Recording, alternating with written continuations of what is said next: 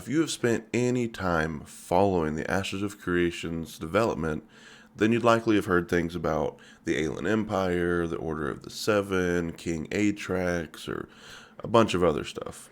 Now, the developers released some information about the lore, but the problem is they release it in bits and pieces, and it can be kind of hard to keep track of. Starting with this video, I'm going to be compiling a series of lore videos to go over what we know so far into a cohesive story. These videos are surprisingly difficult to make.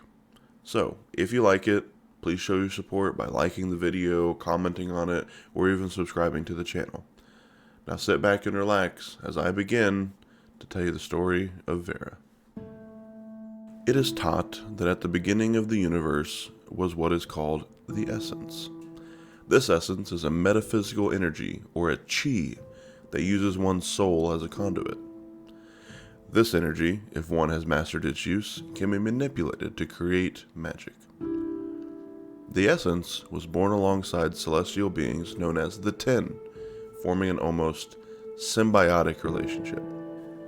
These Ten, these gods, were born in what is now known as the Plane of the Gods, which is the closest and most connected to the Essence. Being born alongside the Essence and living near the heart of it allowed the Ten to gain an almost perfect mastery over its use, performing magic unlike any other. As the planes stray further from the nexus of Essence, the amount of Essence lessens until you get to the Void, which is almost devoid of any. Now the Ten wanted to use their magic to create life.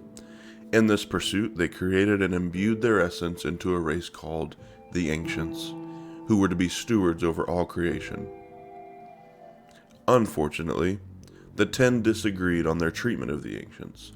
3 of the 10 embraced teaching all facets of the essence to the Ancients, including what could be viewed as good and evil teachings. These 3 wanted to elevate the Ancients to the plane of the gods. However, the remaining 7 considered this a corruption and a perversion of the essence, and the issue resulted in a great celestial battle. This titanic battle saw such epic use of the essence, and on such a scale that every blow resulted in a star being born in the material plane. When the dust settled, the 7 were victorious and banished the 3. These 3 are now known as the Others.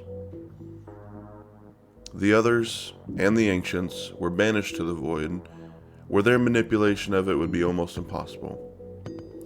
Now, we don't know if the 7 chose to not kill the Others and the Ancients, or if they were unable to.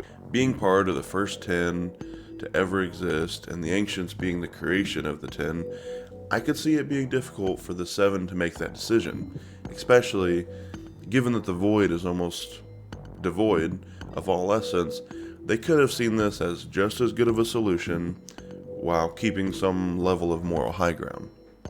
The developers have stated that the gods are not perfect beings, so I could see it either way. Now, the remaining 7 are the pantheon that we worship today.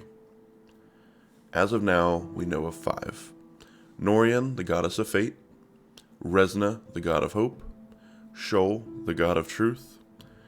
We also know the sphere of influence of 2 others, but not their names: the goddess of love and the goddess of creation. Now, these 7 are what we now refer to as the gods. They believed that they made a mistake imbuing all of their qualities into one race, and this proved to be the undoing for the Ancients, as they became too proud and envious and sought more power than they should have. The 7 decided that they should split their qualities into 4 races instead of 1, and thus was born the humans, elves, orcs, and dwarves on the newly created world of Vera. The Others, still set on teaching the Ancients all the ways of the Essence, taught them how to achieve immortality. Between their teachings and the qualities they were imbued with from the 10, these Ancients are now more akin to gods than creation themselves. They love to defile and pervert the creation of the gods that cast them out. Now, these Ancients exist in a caste system, as the Essence has had a profound effect biologically, physically, and visually on the creatures that manipulate it and are corrupted by it. At the lowest level, at the base, you have grunts, peons and soldiers who are specifically geared towards combat. Above them, you have lieutenants.